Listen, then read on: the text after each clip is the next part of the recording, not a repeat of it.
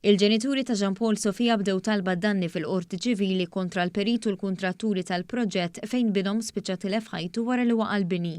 Jean Paul Sofia tilef ħajtu meta fit-3 ta' Diċembru tas-sena l-oħra iġġarraf bini f'Kordin fejn kien qiegħed fuq biċċa xogħol.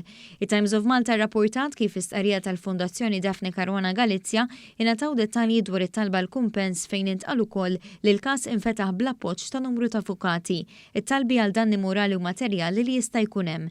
Ir-riżulta li talba danni mill-ġenituri Isabel Bonnici u John Sofia saret kontra l-perita Adriana Zammit, kontra Kurt Buħaġar u Matthew Schembri li huma s-siddin ta' All Plus Limited li kienu qed iwettqu l-proġett u l-kuntrattur Milomar Jovicevic u martu Diana Jovicevic li wkoll direttur tal-kumpanija responsabbli mill-kostruzzjoni.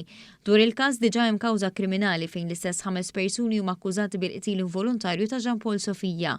Dawn il-5 persuni tresqu l-qorti wara li kienet lestiet l-inkjesta maġisterjali u bbażat fuq dik l-inkjesta inħarġu l-akkużi.